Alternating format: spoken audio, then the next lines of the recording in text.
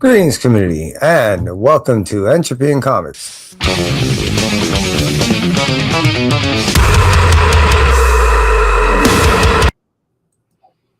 Well, thank you for tuning in. I appreciate you. My name's Kevin, and this is Kevin's most anticipated reads tomorrow for New Comic Book Day, 4/17/2026. It's great to be here with all new reads and all new picks. I appreciate each and every single one of you that cruise on through. I truly appreciate you. Let's start it off with Dynamite. They're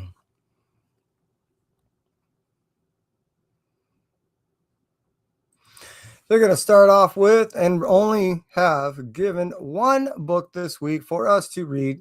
Sorry, that's all I'm kind of looking at, which is Blue Falcon and Dynamite issue number 5. This is a 5-issue miniseries, so unfortunately it ends right here.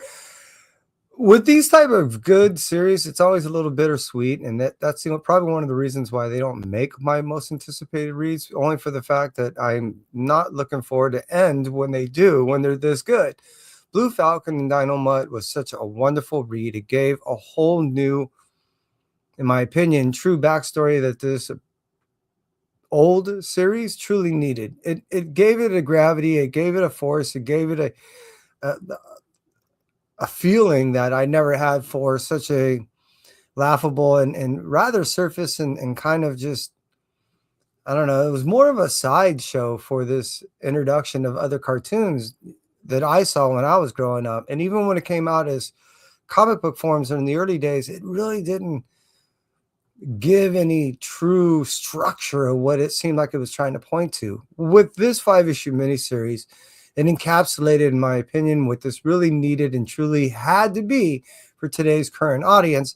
And it's not only a wonderful read, but unfortunately, it's going to be wonderful to read its final issue. Hopefully, that will spur a whole new volume. Take a moment and say hi to those that cruise on through. Yo, Jag, I appreciate you. Truly do, Ben. Hey, hope it's all is well. All right, let's move out from Dynamite and cruise over to IDW.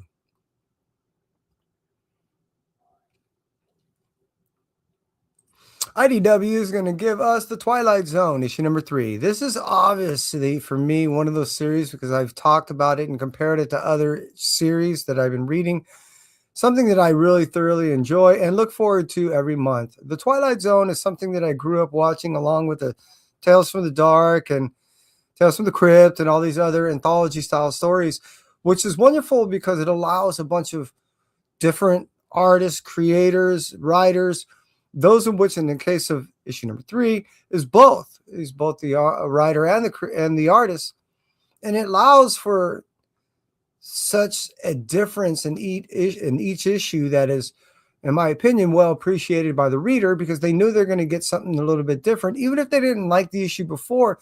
In no way is that going to affect the issue before that or in the issue in the further future. So, yeah. I really thoroughly enjoy The Twilight Zone. It tells tales that I truly enjoy, and I look forward to it every month. I truly do.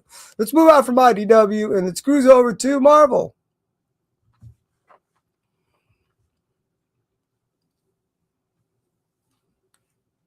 Marvel Studios is going to give us, and starting off with Amazing Spider-Man issue number 19. Variant. Excuse me. Yeah, I had to get this one. This was actually a pretty cool variant. Using the new mini symbiote type thing. I'm not going to go ahead and give Symbi away, but yeah, he's grown attached to Rocket, and they're kind of, yeah, they're hitting it off. I really thoroughly been enjoying this, and now what we're really going to get with Amazing Spider-Man 19 is the second round of Spidey versus Hellgate. Just saying, it's going to be one hell of a fight. See what I did there? Moving out from Amazing Spider-Man issue 19, let's talk about the all-new Spider-Gwen, the Ghost Spider issue number 6. You know, every time this thing comes around, every volume, they give us around 2 volumes, maybe 2.5 every year. I keep saying I am not going to pick this thing up, and it keeps pulling me back in. And with this series, it was really cool so far because we get her symbiote rebelling. It's no secret now. I mean, we're way past that type of stuff. And we're getting some of the understanding and residual realizations and ramifications of just straight out abandoning anything, let alone something that you've been with and something that's been protecting you as long as it has. I'm looking forward to this because we're seeing her grow in a different way, and now we're also getting introductions of other characters going to be helping her along with what's going on. Don't want to give it away, but yeah, like I said, every time that if you read any of the Spider-Gwen stuff, you can pick this thing up, and it's every volume allows you to just kind of jump in. This does directly take off from the other one at the same point. It's a jumping on point, and it's really cool how you're getting her transforming from the old version of what she is into a new version of what she's now becoming, which does reflect on the name, the all new Spider-Gwen. Just saying. Let's move on from that. Talk about Spider-Man New York issue number 4. I love Spider-Man New York, and Sapolsky, he's someone I actually see posting on a regular, and I don't get to see him as often as I used to because he moved from here in Cali over to New York. It's an area he prefers anyways, but at the same point, I prefer him here only for my selfish reasons. Just saying. I dig his writing, and I dig him as a person.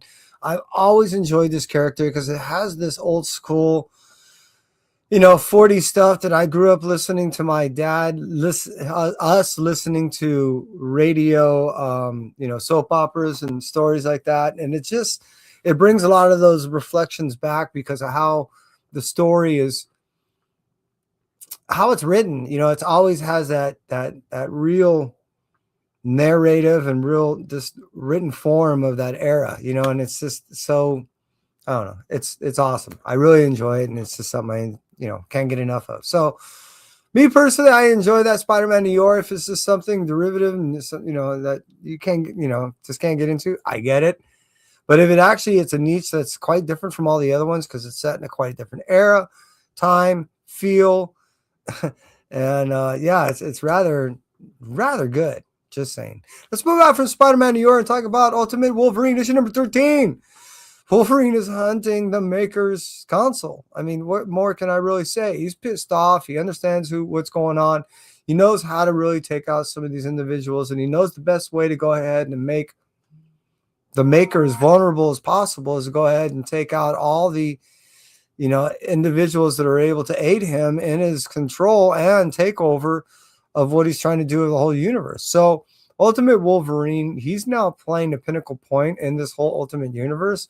And this is the second to the last series. This is that penultimate thing. We know that he holds a lot of power and abilities to go ahead and take out a lot, if not most of the allies to the Maker. So let's go ahead and let him loose and see what he can do. Moving out from Ultimate Wolverine to our last issue from publisher Marvel and talk about Venom 253. I can't get enough. Really, what this is mounting to, now that we're not getting any more of the Eddie Brock Carnage story, we're bringing it into the whole storyline where we're getting Null, and we're getting this 3-way battle. That's going to end up coming up in the spring. Yeah, this is awesome. This Venom story is turning out to be more than a Mary Jane story. It's no secret now who the symbiote and underneath is. It's been interesting because for the reasons why that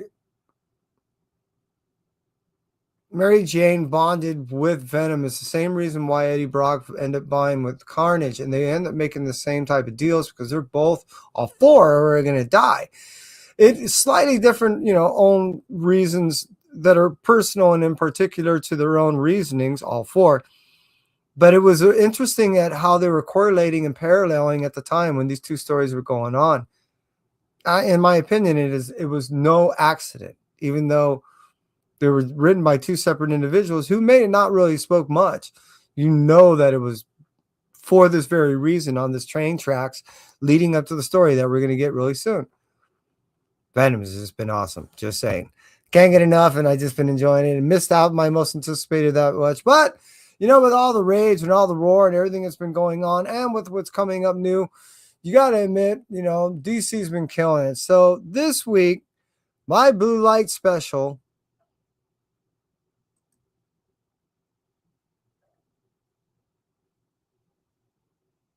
goes to DC.